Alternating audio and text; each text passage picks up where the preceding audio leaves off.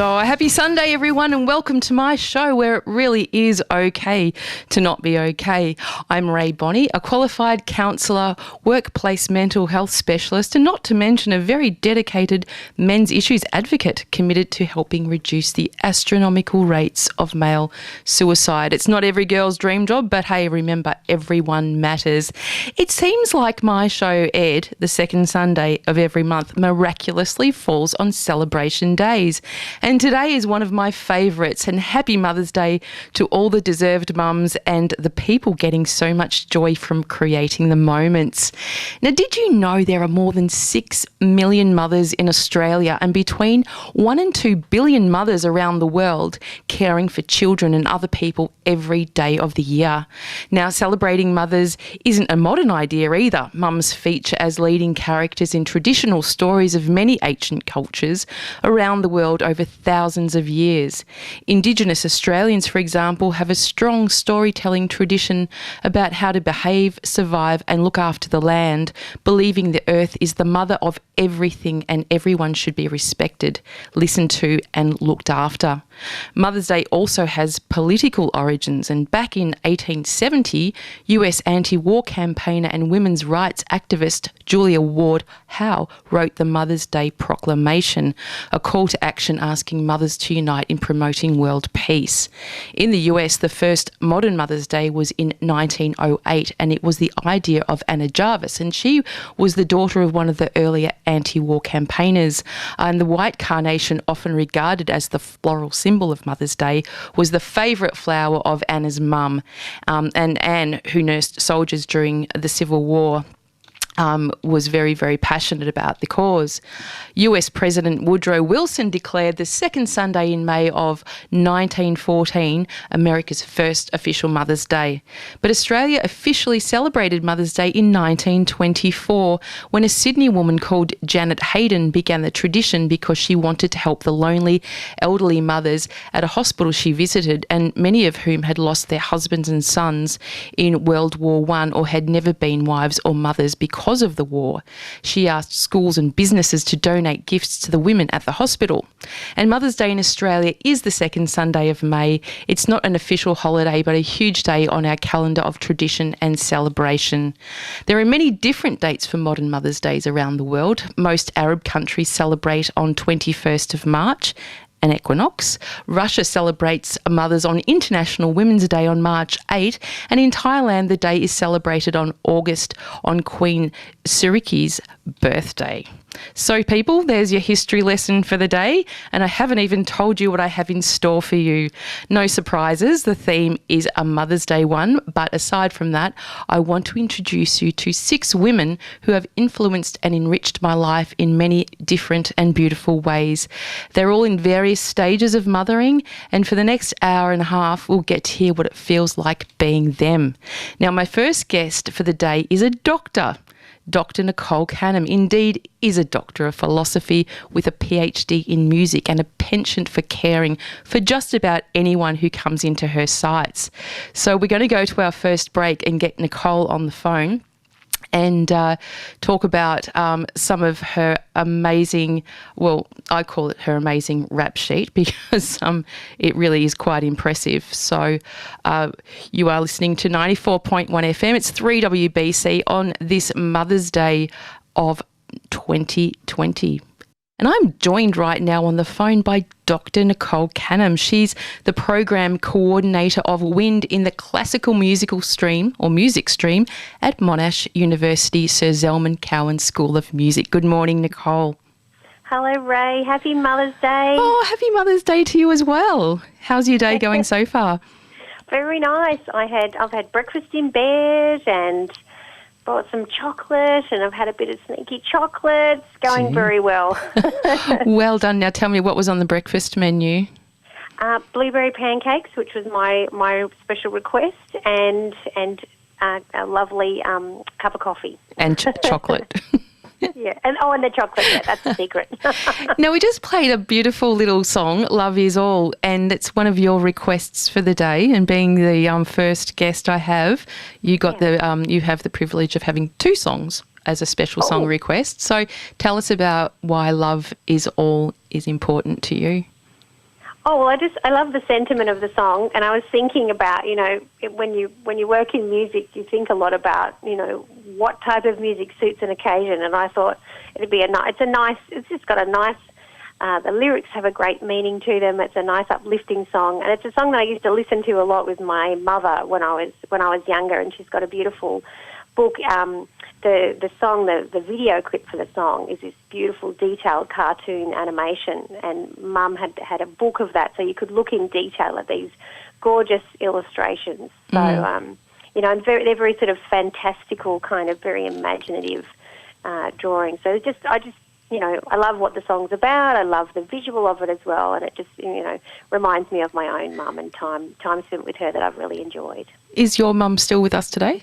Yeah, she Yes. is. Yeah, she's in Canberra. So we had a chat with her this morning. It's a shame we can't get to see her. Would have really loved that, but we still have Skype and all those Yes. things. So we've had a virtual celebration. I think our entire relationship has been built so far via Zoom, hasn't it? Yeah, look, I certainly think that I've learned more about Zoom than I probably ever wanted to know in my life in the last couple of months. Well, that leads us sort of into how we met earlier this year or late last year, given your role at Monash University, Sir Zelman Cowan School of Music, and my work with Entertainment Assist around advocating for mental health in the Australian entertainment industry. You and I have been collaborating on how we best support people at your school. Yeah, that's right, and it's a hugely important area. It's especially I think in the entertainment industries in general, but in classical music, it's a very competitive field, and so that whole area of mental health and wellness, I think, is still quite a taboo area. But it's just such an important area for people to have more knowledge and skills, because it can make their passage through what is a very challenging profession. It's very rewarding as well, but the challenges are also great. And I think it's the work that you do with Entertainment Assist is so important. And one of the things I want to do for young musicians is to make sure that they're equipped on every level to handle what they're likely to encounter, not just to sort of be talented musicians, but to also be able to navigate, the increasing complexity of adult working life. And I think that's what I really love about your work, because it's not only about the technical side of things and your ability to transfer your expertise, but also the fact that you really care about how people are feeling in the space and how they might best develop into the industry. And you yourself are no slouch, are you, Nicole? Not only are you a mother of your daughter, of course you're going to be the mother of your daughter, but you are also recognised for your creative practice that spans performance, programming, music education and scholarship. I think it's clarinet and... Yeah, taragato is a little Hungarian folk instrument. Yeah. Beautiful, beautiful instrument, yeah. How do you stuff all of that in, being a mother, a wife, and also a PhD and practising? Yeah, I think that I've definitely had to... change the way I think about my goal setting. When you work as a freelance musician, a lot of your work is performance based, so there's all these sort of hard deadlines because you've got the concert and you've got to be ready by that date. Definitely, I think since becoming a parent, one of the things I've had to think carefully about is, how tight is the time frame? Do I really need to achieve these goals within a year? Could I open it up over to 2 years or 3 years, and then how much space does that give me? Because, I had my daughter later in life, and one of the things that I decided was, given that at that time I was studying or doing my PhD, but I was largely self-employed, and I sort of thought, well, if I was, the greatest employer in the world, what would I want if I was, asking for maternity leave? And I thought I would want my employer to say, yep, go have your baby, enjoy your daughter, and then, come back to work when you're feeling ready. So, one of the interesting challenges for me has been just creating a different mental framework where I can sort of still grow as a creative person, but also grow as a human being, because I think that the way you grow as a person really informs what you do creatively. Yes. So I think, going slow or taking time out, which I did for a few years, to really enjoy becoming a parent, because I don't think you have the baby and then suddenly you are, technically a mother, but the identity of mother, I think, takes quite a while takes years to sort of develop and embrace. So, I think for me it's been about, not letting go of all the other stuff I was doing, but definitely slowing down around that a bit and making room for this pretty big, pretty amazing, part of my life, which is being a parent. And I think you and I've talked about this quite a lot in our interactions, but for those of you who are listening in, Nicole has performed, not only around Australia, but also in the USA, UK, France, Belgium, Mexico. She's worked as an orchestral musician for the Sydney Symphony, Australian Opera and Ballet, Tasmanian, Canberra Symphony Orchestras. The list goes on and on. How do you move away from that life of, pretty much being on the road to now? Yeah, that was a pretty big change. But one of the things that we did, which was pretty conscious, was for a long time my sort of business model, if you like, was I had a very sort of specific set of collaborators and a creative community that was kind of in all different parts of the world. And so all the work, all around the traps really reflected those collaborations, which are very dear to me. Having a child, I wanted to sort of be more settled. So we moved to Melbourne, and a big part of that was so that we could have a creative community here where we live and not be travelling to that creative community all the time.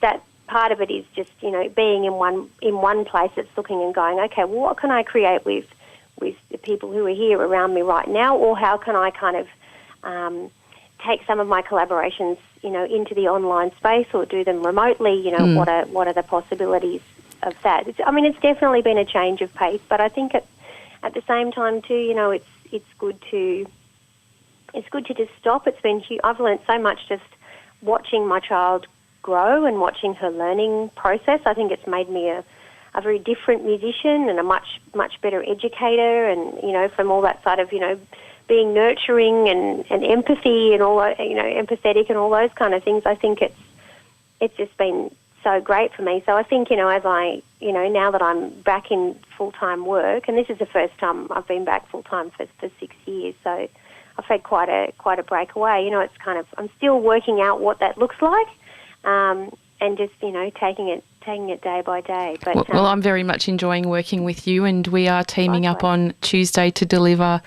a Zoom mental health training program to 130 students together. So really looking forward to that. Me too. And but thank you for the work that you're doing, and also thank you for your support of me over the last months as well, because you're a person I really look forward to speaking to, knowing that you really listen and you really care, and that sets you apart from so many people. Nicole, you're in the right spot. Thank you, Rae, and likewise, I think it's just, I always, now I just gravitate towards the kindred spirits. That's how I know I'm heading in the right direction, and you're definitely a kindred spirit. Oh, so thank you very much. We can work together. Well, you've also got another song. I mentioned you've got two, and it's a good... when I played this Mike Oldfield song last night, it actually just triggered so many memories. It's something I probably haven't heard since I was a child, but it's called Portsmouth. What does that mean to you? Oh, well, Portsmouth, I think, is a quite a well-known folk tune. But Mike Oldfield just did this fabulous cover of it, and I just, feel such a joyful piece of music. And so, we used to put this on and dance around the lounge room, and so I just really like the enthusiasm and the energy in this piece. Fantastic. Well, before we go to that song, my next guest coming up after the song is Rachael Palmer, and she's an organisational psychologist with a passion for supporting parental leave, work life and mature age transitions. So we'll go to that break and get Rachael on the phone, but until then, have a wonderful Mother's Day, Nicole, and thank you for coming on the show. Oh, thanks so much for having me, Rae. Happy Mother's Day to you too. Have a great day. You too. See ya. Bye. Wow, what a jolly tune that was. Welcome back. The time is just 52 minutes past 10 and you're listening to 94.1 FM. It's 3WBC with Rae Bonney, celebrating Mother's Day with a collection of beautiful women who've inspired me professionally and personally. On the line right now, we have the beautiful Rachael Palmer. Hello, Rachael. Hello, how are you? Good. I've had a few technical hiccups, which I normally do, trying to sort of juggle everything in the studio, but I'm grateful so far I've not managed to drop anyone off the line. So now, Rachael, happy Mother's Day. Thank you. Happy Mother's Day to you too. Tell me what's happened for you so far today. Well, I was given a bit of a sleep in, which was lovely, and breakfast and coffee in bed and some gorgeous homemade cards, including some letters from my younger sisters sort of starting to make, recognisable letters. So it was beautiful. Oh, that is so special. I think that's the thing I look forward to most on Mother's Day is the handmade cards. And my daughter Rose, who's now 25, makes handmade cards all the time. And evidently she laboured all day yesterday with her boyfriend Josh, and they've come up with something quite spectacular. So. Oh, fantastic. Now, Rachael, we met through another amazing mother and world changer, Sarah Cotton, from your organisation. And you're leading the Ageing Workforce Ready program, which is an innovative collaboration between Australia's largest industry super fund, Australian Super, and organisational psychology practitioners. So your organisation is transitioning well. Yep. Can you talk a little bit about that? It's quite relevant for what we're speaking about today, people transitioning in various forms in the workforce. Yeah, I feel very lucky to be working with Sarah Cotton at Transitioning Well at the moment. Like you say, we do specialise in those transitions. So I work a lot with mums going on and coming back from parental leave and all the challenges around that, and also transition to retirement. And the project that I'm leading at the moment is really exciting. It's particularly with public transport industry where there are a lot of older workers, and looking at how to make their work easier, I guess more productive, more engaging as people age, to increase that diversity as well as to give people the support and the insights and the planning that they need as they go from full-time work perhaps to part-time or casual work and then to retirement. Yeah. Do you see some of the trends here in Australia are different to around the world in transitioning? That's a really good question. I think they're certainly different across some cultures and even cultures within Australia. So as Western culture, we somehow have drifted away from, that eldership and that valuing of older people. And although there's some commonality, there are physical changes that happen, no matter where you live in the world. I think there are differences in the way that some cultures do value and view their older people, and maybe have that wisdom and that eldership as part of their culture. Because you mentioned, especially women transitioning in and out of the workforce, especially multiple times if they have, if they're having children or for other reasons taking care of others. How do you see Australia as addressing that kind of support? Sorry, I was slightly distracted. My youngest daughter just walked into the room. I did hear that. Is she 3? She's 3, yeah. She's 4 in a couple of months. Well, look, we're happy to rock and roll with anything. Did she want to say hello on the show? No, that's all right. I think she's headed back downstairs again. But I guess, going back to my question is about, women who are transitioning in and out of the workforce, in multiple times sometimes. Do you do a lot of work in that space? Yes, yeah, and particularly that one-on-one coaching, supporting women in the lead-up.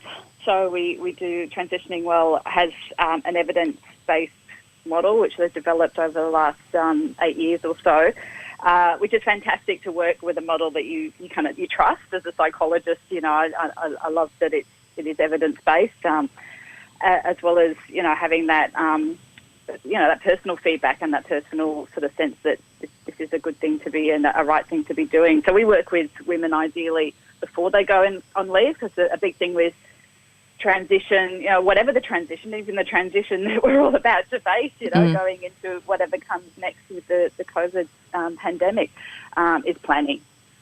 Yes. So we know that when we work with women in the lead up to them going on leave, we spend time planning. We spend time with them when they're on leave, and then obviously when they return to work as well. Yes. No, it's great to know that those kinds of support services are out there, and I think a lot of women probably wouldn't realise that having access to that pre and post support in and out of the workplace could be something of a lifesaver. Yeah. Now, I met the lovely Sarah Cotton at a WorkSafe breakfast late. It was last year, I think. And she was telling me about the project, the transport project, and the night before you guys had attended the bus, a bus convention, or yes, yeah. And she was particularly interested in my specialisation in men's health, particularly around suicide prevention, and that being a big factor in the transport industry, especially because it's so male dominated. How's that project going, given things have been on hold a little bit? I mean, it's changed a little. So some things have slowed down and other things have sped up. And now we're being visited by my older son. Hello, older son. He's 6, isn't he? He's 6, yeah. And he knows that he's in trouble. He's got a cheeky smile on his face. So we're in the process of building that evidence base, of creating a maturity of practice index that we can use across industries, and the pun is absolutely intended. And I mean, that's slowing down in some aspects. Not all of our participating pilot organisations are set up to be able to do focus groups and so on virtually, via Zoom and those kind of technologies. But we are also taking the opportunity to create an online community of drivers and public transport workers, and fingers and toes and everything crossed. We'll be launching that next week. Wow. And it was one of those things where we were sort of always in two minds. We really wanted to do it, but, not all older people are comfortable online. I know it's an overused stereotype, and I think there are certainly older people who absolutely are comfortable. I think Deloitte did some research to get the exact percentage, but, most older people are absolutely fine on smartphones and can use apps. Yes, I think I read that research as well, because it's very pertinent in the fact that, we have a large proportion of people who die from suicide in those older generations, and technology is one of the things that keep them connected, especially during these times. They want to be savvy, and I got a Garmin watch during the week because they were on sale, and I was just completely befuddled by all these functions and things, but it just took me a couple of days to sit with it, and now it's sort of like my best friend. Yep. Yeah. And that's what we thought was launching this community now, that, like you say, people are motivated right now to connect online and to use other ways to get that interpersonal, those interactions that we're missing because of other changes and limitations that are placed on us at the moment. So so very excited to be launching that. Well, I can't wait to see that space. Now, like many of us working mums, Rachael, what's your recipe for managing and juggling a 6-year-old? And I know you also have a stepdaughter as well. How do you manage all of that? What's your tip?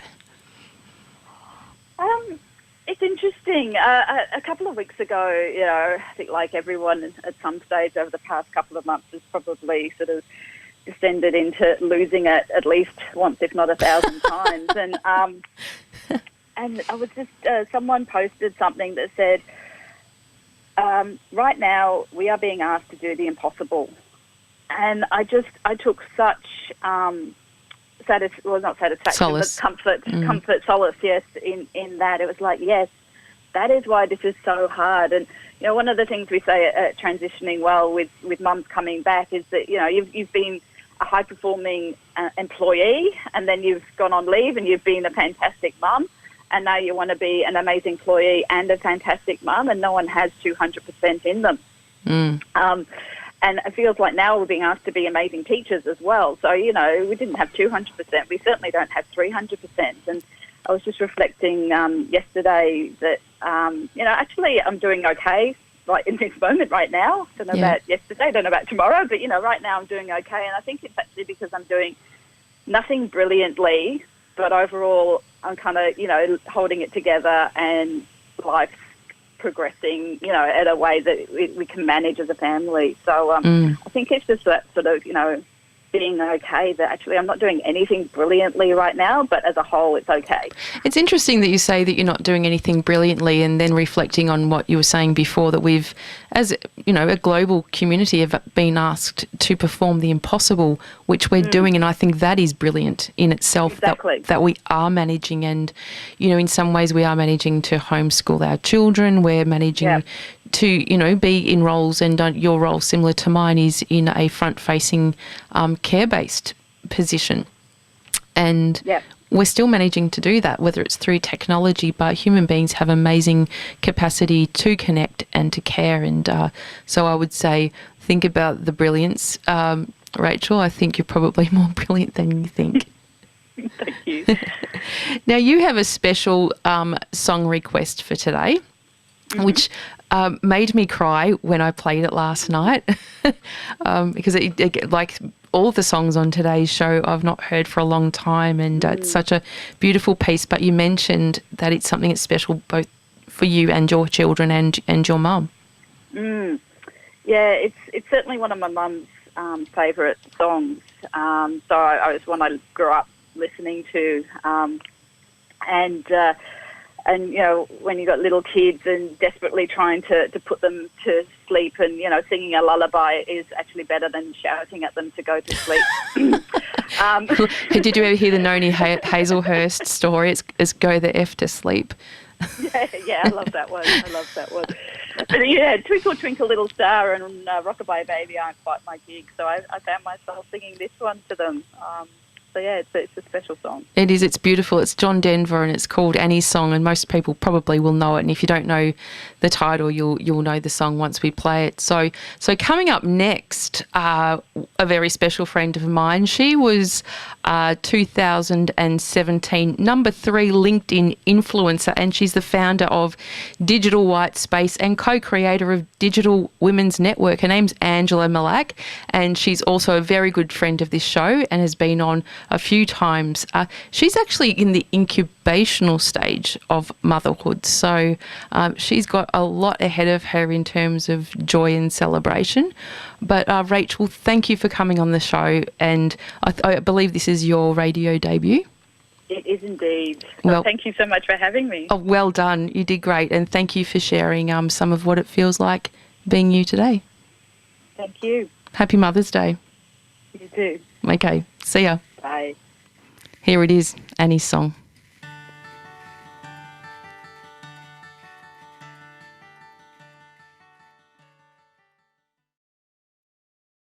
Welcome back. The time is 12 minutes past 11 and you're listening to 94.1 FM. It's 3WBC with Rae Bonney. What an amazing celebration of mothers we're having today. And I must say I'm feeling pretty grateful to be connected to such people. Now, without further ado, I welcome back virtually this time to the studios of 3WBC, Angela Mellak. Good morning, Angela. Good morning and happy Mother's Day, darling. Oh, happy Mother's Day to you as well. And I did mention before we went to the break that you're still in the incubational stage of becoming a mother.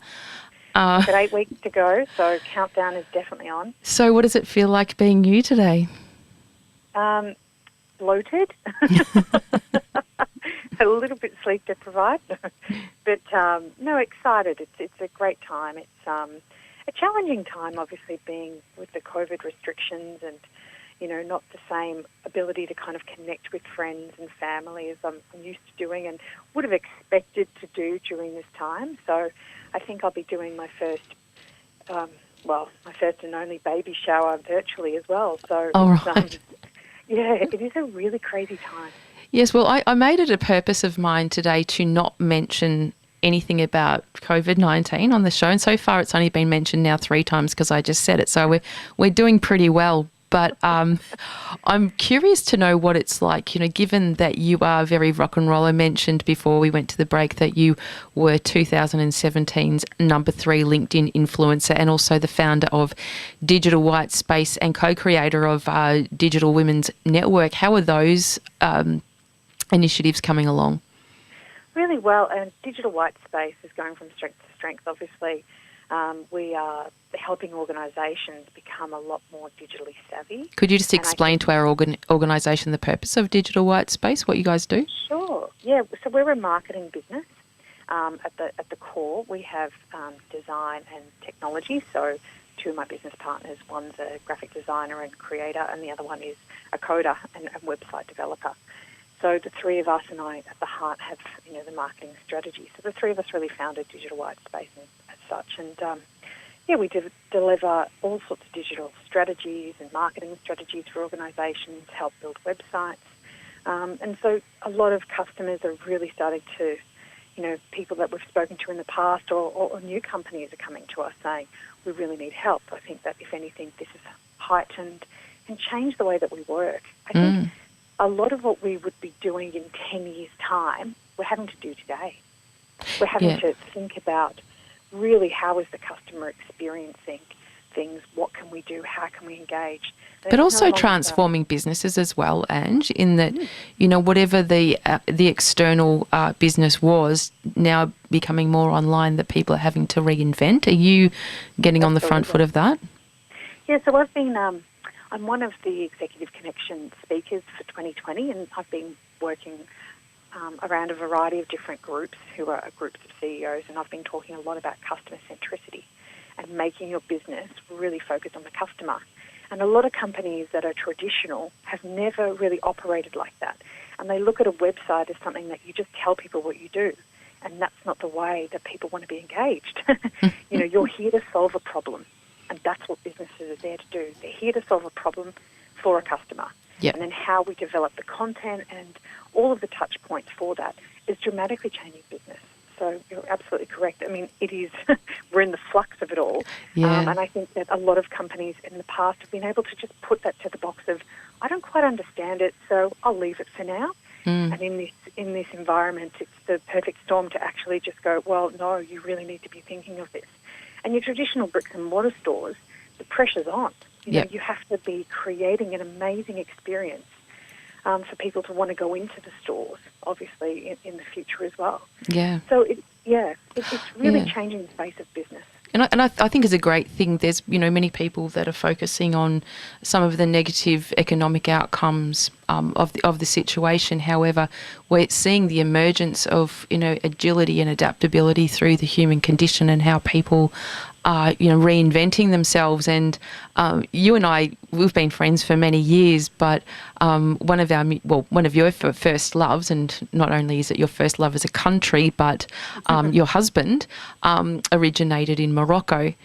And I remember you telling me all about Morocco, which inspired me to go there a few years ago and absolutely fell head over heels in love. And you and Mo recently have bought a riad in Marrakesh. Yeah, I was very excited about it. Talk about reinventing yourself, jeepers. We're a family of entrepreneurial spirits, I think. Are you? Really?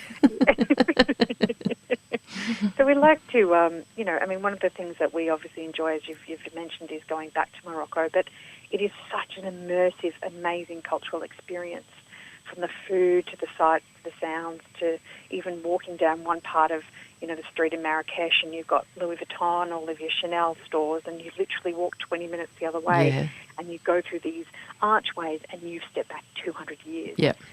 So we've been through this very interesting journey of purchasing a riad, which is currently 7 bedrooms, and we're going to be making it 6 bedrooms with all en suites and renovating it. So it's a very, very exciting time, but been learning a lot about, the legal system over there and how things work. And, I think that what we want to do is, obviously with my husband being Moroccan and from Marrakesh, we've got some great connections and friends, and we really want to celebrate the culture there, but help people understand and maybe remove some of the fear that people have around the different cultures and really embrace the values that they have, which is all about community.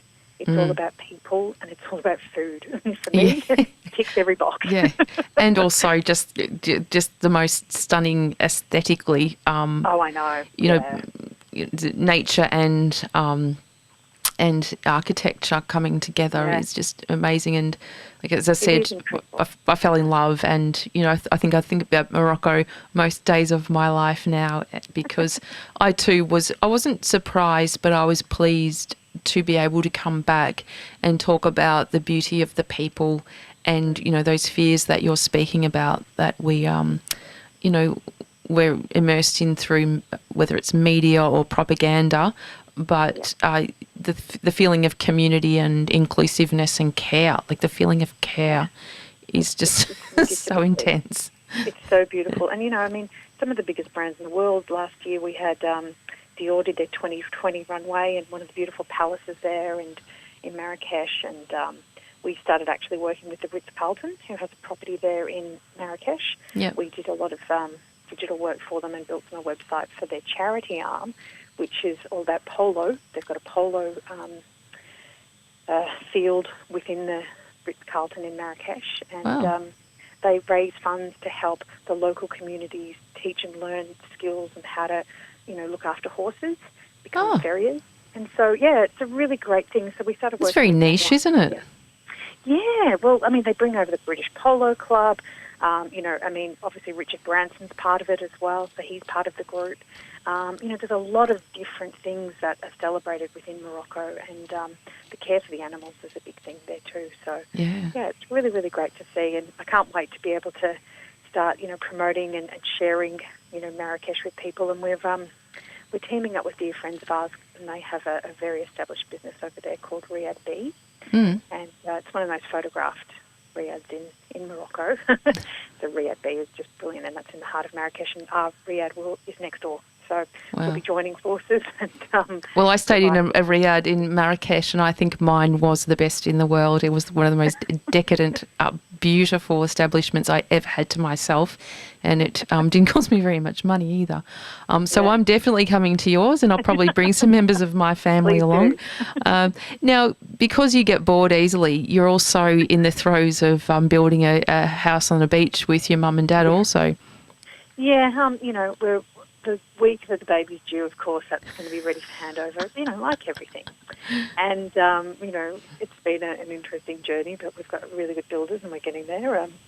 And so, so it's a little property for us and mum and dad to have as well. And I think during this time it's perfect, actually.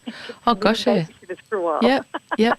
Handball, baby, mum, dad. That's right, mum. Now, your mum, Janine, surprisingly is also celebrating Mother's Day today, and I know you wanted to say something about your mum because I know how important she is to you, and you have a special song dedication to her as well. Yeah, well, one of the songs that she loves, and she grew me up on Motown, so music is a huge part of our life. And when I took her to New York last year, she came with us. We had a New York study tour for the Digital Women's Network, and we took a group of people, and Mum came with us, and we had an absolute ball, and we went to a Broadway show, and Mum just loved it, loved New York, and, had a great time. And the Broadway show was about the Four Tops, and, we've always just loved music. So Marvin Gaye's How Sweet It Is to Be Loved by You is my dedication to my wonderful mum, who is a dear, dear friend and just a great soul. Oh, you're lucky to have her, and she is lucky to have you as well. I think, daughters are amazing. I'm very grateful to have mine, and Rose, Rose. Have you met Rose? Yes. Yeah. At your birthday. Of course, yes.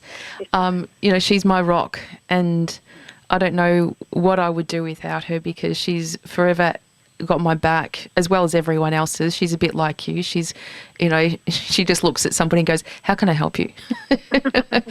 We go shopping and she's just helping everybody. But not only is she just a beautiful spirited person, but she's also very clever and prospering well in life. And I'm very lucky to have all of my children at home during this moment in life. And so I'm really taking advantage of the moment to cherish and not worry too much about things like homeschooling, getting it right, but to know that this will probably be, the last time that I live with all of my kids at once. Yeah, beautiful. So I also feel very lucky. So, Ange, let's catch up offline, and because I would love to restraints go on holiday. Rush into the hospital and hold baby Raylene, whatever you call her. Yes. Because I know she'll be named after me. Little pun. I've got two very interesting names, so I'm looking forward to. I'm sure you do. I'm sure you do, because there's nothing usual about you, Ange. But next, I'm going to get a little bit closer to home after we listen to a bit of James Taylor to speak about a woman who takes care of my heart and another mother who grew wings earlier this week. So that'll be interesting. So thank you for coming on the show, Angela. Thank you so much for having me. And love and good Mother's Day weekend. All right, my darling. Take care. George. See ya. Bye. It is now 28 minutes past 11 on Aussie Mother's Day 2020, and I'm feeling pretty blessed with the company I've been keeping this morning, but saving my own experiences till lucky last. And I wanted to speak about a woman in my life who makes me feel cherished, cared for and special almost every single day. She's there when I'm overwhelmed and uncertain, and also supports and celebrates everything about me. My Aunty Betty is a remarkable woman who has achieved a lot in her 85 years, including a law degree later in life, and even owned a winery for many years up in Seymour, where she continues to live after the passing of her husband, Uncle Sid. Well, he's not her Uncle Sid, he's my Uncle Sid. But thank you, Aunty Betty. I don't know what I would do without you. She rings me constantly. I mean, I don't mean like as in a stalkerish way, but she's always there, and she doesn't expect me to return her calls if I'm off doing other things. But it's really nice to know that she's always thinking about me, and I think that's what we can do for everyone. The feeling of being cared for is so much more powerful than just being told that you cared for, and Aunty Betty's one of those people. She's not hearts and flowers, but she certainly cares hard and deep for the people that she loves. And happy Mother's Day to you, Aunty Betty. You're a wonderful and deserved mother as well, and you know what I mean there if you're listening in. Now, Seymour is an amazing community that pulls together all kinds of moments, and through my Aunty Betty, I've been blessed to get to know another remarkable woman. Her name is Carolyn Braun, and Carolyn and her husband Gerhard are two of the most kind and caring, thoughtful people I also know. They must be born and bred there, although Gerhard certainly isn't a native of that area. He's more closely aligned with Germany. But anyway, we're very lucky to have him in our country. But those two, not only do they take care of my Aunty Betty and all of her needs, but also many others in the community up there. Carolyn's a mother of two boys, and recently took things a step further and became a grandmother to darling Eloise. And I'll never forget the night around 9 months ago or so that she rang me in tears, could barely understand what she was saying, but she was telling me that she was going to be a grandmother, and she described her tears of as bubbles of happiness and joy, which I think is a beautiful way to describe tears. Tears isn't necessarily sadness. There is so much joy in those shiny bubbles, Carolyn. But up next, I'll speak a little bit more about Carolyn and a special mother who grew wings only just last week. Before that, though, I asked Aunty Betty for her special song request, and she came up with this belter from a guy called Richard Torber, who she reckons is the quintessential Viennese operetta tenor, and he's from back in the 1930s. And she told me that her and Uncle Sid used to sing this to each other, and no doubt probably, well, I'm not sure if they boogied around the kitchen, but certainly she said that they enjoyed dancing together. And I also read about Richard Torber, and his mum was an actress, and she travelled a lot. She was on the road, and took him along a lot to when she was on the road, and that didn't really sit very well with him, and he didn't cope very well at all. So he was primarily raised in foster care and by his dad. So, but anyway, I'm glad that Richard Torber gave Aunty Betty so much joy, and her and Uncle Sid an opportunity to sing to each other. So here it is. It's Richard Torber, and the song is called You Are My Heart's Desire. This is for you, Aunty Betty, and thank you. Happy Mother's Day.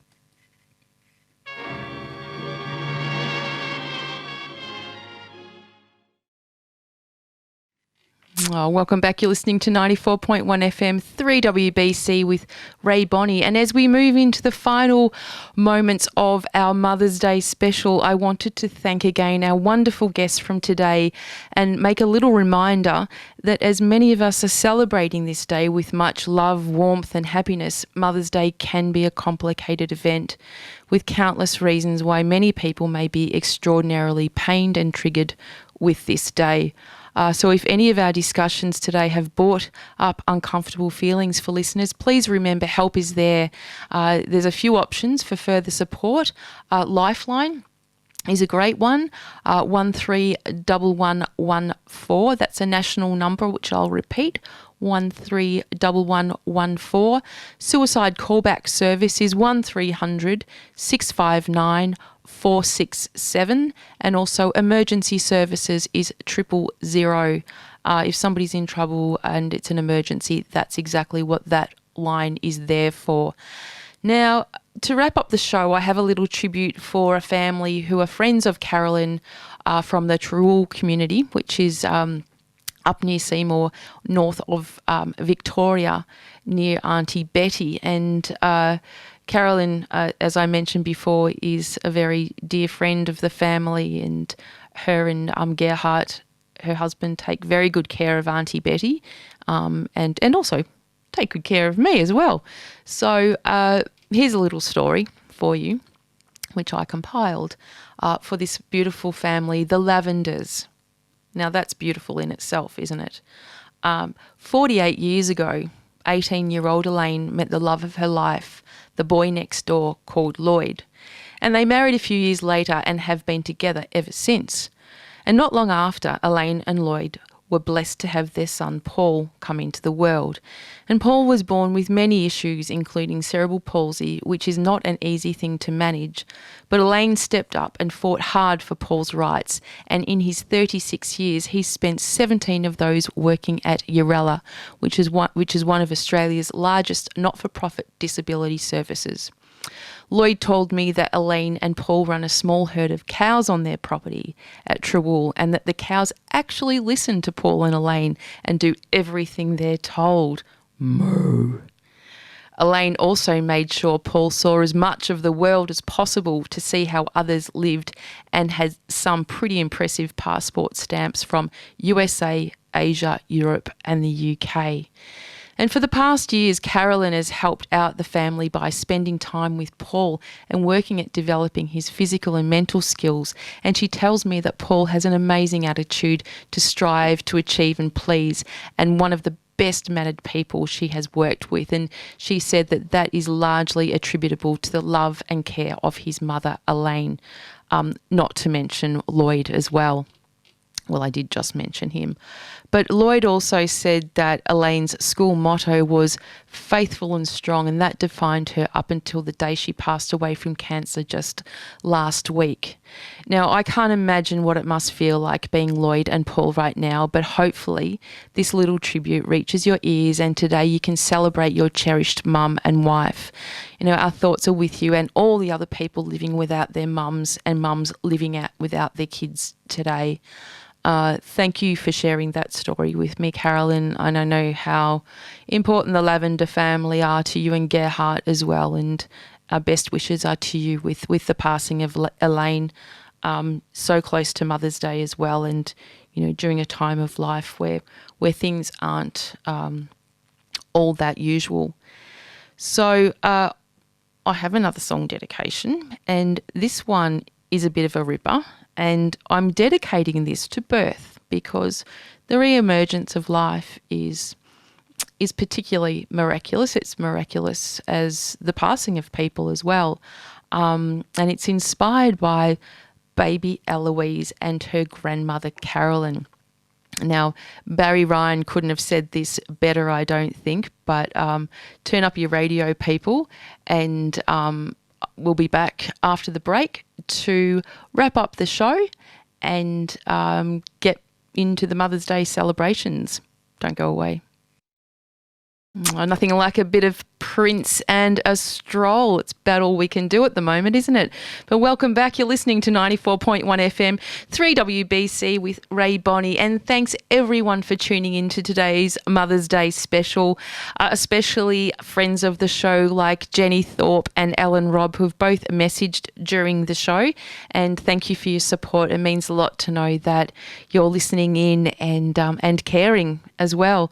And Jenny, happy Mother's Day for you. I know you and I share some similar attitudes towards Mother's Day, but that's just between you and I.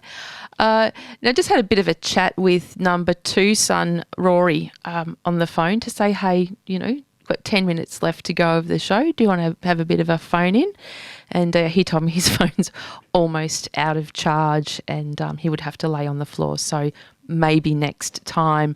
But I did have quite a nice morning this morning. I woke up early and put some finishing touches on the show for today, and then Rose FaceTimed me while I was in the shower. So everything was a bit akimbo, but she popped over straight away because Rory was charged with making the Mother's Day breakfast. Now, the Mother's Day breakfast is a tradition. It has been happening as far as I can remember being a mother, and it involves some quite nice bread like ciabatta or Turkish bread, something a bit fancy like that.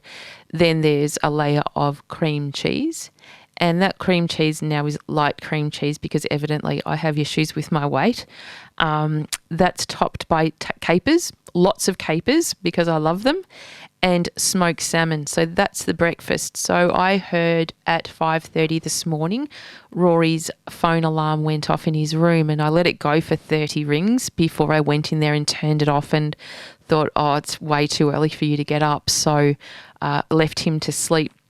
So Rose popped over just before I came to the station and made the traditional Mother's Day breakfast, and George made me a cup of tea while he's arcing up something quite magnificent in a Weber barbecue which arrived home last night. So I have seen the head of a fish somewhere which looks like a snapper, and all kinds of things going on in my kitchen. So I'm really looking forward to getting home to see what has been created. I'm sure it's stunning. For those of you who know me well, know that George is quite an accomplished chef, and before the world changed, he was heading up to Sydney to front an operation with one of his industry mates, and of course that's on hold at the moment. So very lucky to have him home before he heads away, and we've been enjoying all kinds of